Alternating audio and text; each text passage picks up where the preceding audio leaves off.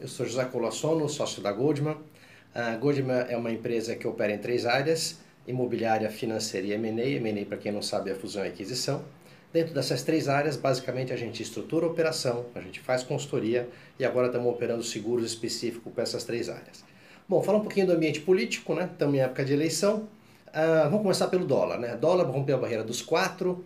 Alguns grafistas falam que se o governo não intervir e eventualmente uma esquerda vier para o poder, coisa que a gente acha difícil, o dólar poderia bater até 5,20. Não vai acontecer. O que está acontecendo é o seguinte: para o especulador especular, ele precisa de um ambiente instável. E nada melhor do que um momento de eleição para haver especulação. Então, especulação é natural. O câmbio passou a barreira dos 4, está em 4,5, 4,10, 4,20, e o governo não está fazendo swap cambial. Por quê? Na verdade, o mercado e o governo estão se testando. Os especuladores estão vendo até onde eles podem ir sem o governo entrar, e o governo está vendo qual é a folga dos especuladores. É óbvio que se precisar, o governo vai intervir. Outra coisa que é muito importante, né, que os capitalíticos falam, né, que o câmbio vai explodir e que nem sei o quê. Quem fala isso aqui não entende economia. Um país que tem 380 bilhões em caixa, certo? Qualquer especulador não vai ser maluco de jogar contra, porque para jogar contra você tem que ter no mínimo o dobro desse montante em caixa para apostar contra o governo. Então, o assunto dólar esquece. Na verdade, o próprio mercado se ajusta.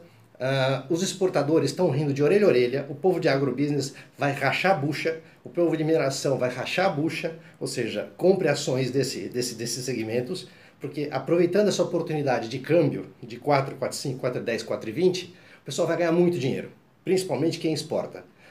Então fica de olho nesse tipo de ação. Vamos falar um pouquinho do ambiente político. A vida é feita sempre entre ponto e contraponto. Depois de 14 anos de governo de esquerda, clepto, caviar e bolivariano, acabou essa fase. Ou seja, agora nós vamos viver o contraponto desse universo. Ou seja, pela lógica, o próximo presidente vai ser alguém de centro-direita. Dentro desse núcleo, eu separei basicamente 4 nomes. Nós temos Álvaro Dias, nós temos Alckmin, nós temos Amoedo e nós temos Bolsonaro. Álvaro Dias sem chance, certo? Partido pequeno, com a mensagem ainda não muito clara e muito centrada na pessoa física dele. Alckmin, um excelente nome, ótima tradição, só que Alckmin tem 2 problemas. Primeiro, a peixa de picolé de chuchu. A gente não sabe se o nome Alckmin move montanhas. E 2, por ele ter vindo da antiga política que se fazia no Brasil, o Alckmin ele é um nome um pouco exposto, né, para efeito de problemas de corrupção que possam aparecer durante a campanha. Então, em resumo, Alckmin é uma candidatura que tem um pouco o telhado de vidro. Amoedo, excelente nome, excelente iniciativa, só que o Amoedo e o partido do Amoedo, ele peca pelo purismo, ou seja, ele incorre no mesmo erro, por incrível que pareça, do seu antagônico, que é o PSOL. Ou seja, ele é tão puro, tão puro, tão puro, que ele esqueceu de jogar o game, porque ele quer mudar a regra do jogo. Só que você não consegue mudar a regra do jogo na arquibancada. Você tem que entrar no jogo, você tem que ganhar o jogo, e uma vez que você ganhou o jogo e você tem a caneta, aí sim você muda a regra que você quer. Agora, mudar o jogo da arquibancada, Moedo não vai conseguir. Então, a candidatura do Amoedo, ela peca pelo purismo. Então é o seguinte, é uma curva de aprendizado, eles vão eventualmente eleger um ou outro candidato, certo? Está errado eles não concentrarem fogo em poucos nomes, deixaram um leque muito aberto, então existe muitos candidatos para um partido ainda muito sem estrutura. Então, eventualmente, vai eleger um ou outro candidato, e aí sim, para uma próxima eleição, vai ter um pouco mais de tempo de televisão, vai ser um pouco mais organizado. Ou seja, a estratégia deles, ok, funciona, mas é de médio e longo prazo, não é para ser candidatura. Outro problema do Amoedo. O Amoedo, ele não sabe falar pobrez. Ou seja, ele é uma excelente pessoa, ele é um ótimo técnico, só que é o seguinte, ele fala muito sofisticado. Ou seja, a posição que ele se coloca é como um ótimo ministro, mas não como presidente. Para você ser presidente, você precisa falar numa linguagem que o povo entenda. Ou seja, e o Amoedo fala sofisticado, e com isso não gira. Vamos falar um pouquinho agora do nome Bolsonaro. Bolsonaro vai ganhar a eleição. E vai ganhar a eleição de primeiro turno, valendo uma beer aí. Motivo, juntou 2 fatores. O fator Tiririca e o fator Donald Trump. Fator Tiririca. Bolsonaro concentrou o voto de protesto. Todo mundo que é contra o que tudo aconteceu está descarregando o voto em cima do Bolsonaro, principalmente a base eleitoral, certo? E então Bolsonaro significa voto de protesto. Outra coisa interessante é o fator Donald Trump. Durante a eleição inteira do Trump, certo? A imprensa odiava o Trump, como continuou odiando, metia o pau nele, só que o que acontece? Quando abriu, os estudos de pesquisa não indicavam que ele ia ganhar, só que quando se abriu as urnas, viu que o Trump ganhou. O que aconteceu? É simples. O eleitor do Trump era um eleitor enrustido que tinha vergonha de dizer que ia votar nele. Exatamente como está acontecendo com o Bolsonaro.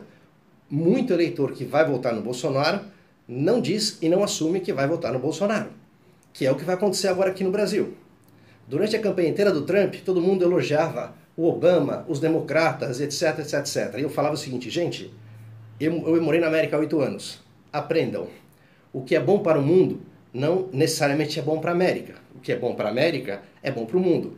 Naquele momento eleitoral, eu falava o seguinte, Obama é ótimo para o mundo, mas o melhor candidato para o americano do centro, do trabalhador, era o discurso do Trump, tanto que ele ganhou. É o que vai acontecer. Bolsonaro vai ganhar e vai ganhar de primeiro turno.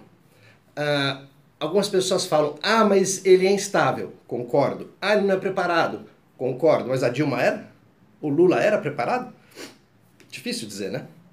Bolsonaro vai ter que lidar com duas coisas. Primeiro, saber se ele vai deixar o Paulo Guedes governar, certo? E saber se ele vai fazer o que de fato ele se comprometeu a fazer. Foi justamente o que o Ronald Reagan fez. Ronald Reagan, quando assumiu o governo, ele falou o seguinte, a indicação dos cargos políticos podem ser feitas por políticos do meu partido, nenhum problema, desde que tenha uma base técnica. Ou seja, Partido Republicano quer colocar alguém na saúde? Ok, me indica 3 nomes, desde que sejam nomes de gente que entenda da saúde. Então, se a montagem do ministério, fora o Paulo Guedes, que é um espetáculo, vai ser o melhor ministro da economia que o Brasil já teve, porque ele é um liberal de direita. Se a indicação do ministério inteiro for um ministério técnico, certo? Vai ser ótimo. Outra coisa que resta saber é o seguinte, quem vai ficar na Casa Civil do Bolsonaro? Ou seja, porque a Casa Civil é que vai ajudar até fazer a articulação política, que o Lula fazia esplendorosamente e que a Dilma era um desastre. Bom, enfim, esse é o ambiente que nós temos, certo? Valendo uma cerveja que vai ser Bolsonaro, e se entrar Bolsonaro, certo, não vai ser tão apavorante quanto alguns falam. A economia vai andar, certo? As coisas voltam a caminhar, porque eu sempre disse o seguinte, a crise do Brasil nunca foi econômica, a crise do Brasil é de confiança. Prova disso é que a Selic veio de 14,25 para 6,5, a inflação veio de 3,5 para 2,8, certo? E mesmo com essa queda de inflação e queda de juros, o investidor continua não investindo e o consumidor continua não consumindo. Por quê? O investidor não confia e o consumidor tem medo de perder emprego. Restabelecida a confiança, esse Brasil volta a crescer rápido. Eu vejo um futuro legal. Eu acho que 2019 vai ser um ano muito bom. Vale a pena apostar. Abraço.